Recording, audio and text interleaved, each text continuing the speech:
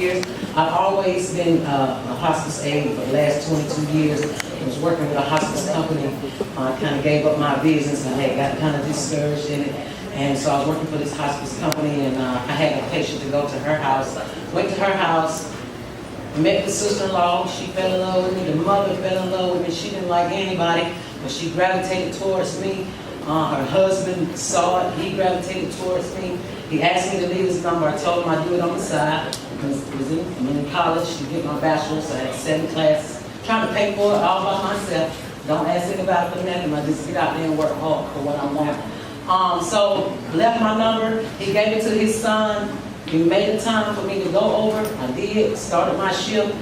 Got with him. He was fixing to leave and go do whatever he wanted to do. But my mother's a pastor, so I was telling him about, my life. So I just, it was the Lord that had me to ask him what church he went to. And the guy that helped me was on his way to church.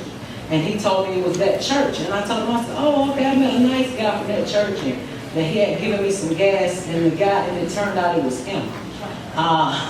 So that was crazy. So I worked for them that week, and mother went down. I prayed for her. I was like, Lord, what can I do to help this family? The Lord spoke to me and said she was going to pass away on my birthday. I told him about it because I didn't want that to happen because my father got murdered when he was 40, and I was scared to turn 40. So I was like, no, Lord, now I'm 40, and I'm about to turn 41.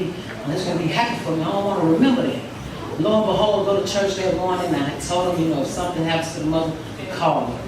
They said, no, we ain't gonna call this your birthday. I said, no, gotta finish it up. When I'm on assignment for the Lord, I always like to finish it up. So they called me, so it was about 5 o'clock. I remember looking at my watch and said, Lord, well, maybe I didn't get it.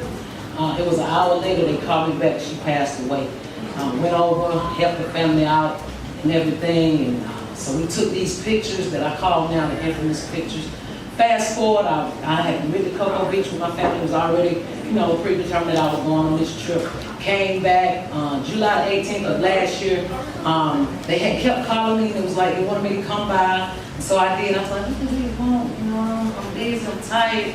So I went by, me and my son, and came in. All these Apple devices were up. And I'm like, okay, what y'all doing?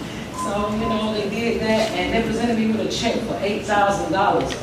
And they told the entire story of how we had previously met 3 years ago, and how I spoke that his mother was going to pass. Not that I spoke it, but the Lord told me that she was going to pass me on my birthday, which was July 9th. And so when they did that, I'm not going to lie to you, I lost it. When you see a check on the table for $8,000, I was praying about my tuition, and the Lord provided it for me.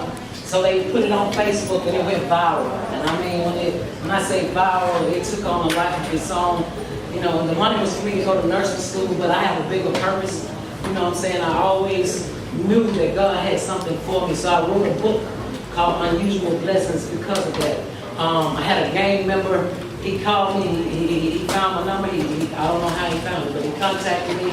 He was like, this lady, you got a story, and the world needs to hear it. I've triumphed over a lot of things, and the Lord has always followed me. To be here talking to you all today is a blessing. So I would like for you to read the book. If you don't want to read the book, you can look at it. If you want to try it out on Amazon, you can. Kindle. It's on Kindle. I'm presently just trying to grind it out. It's been a year since the video, and my life changed. And people were coming for me, and now it's like they kind of left me. But my whole life is different because when I go places, most people have seen that video.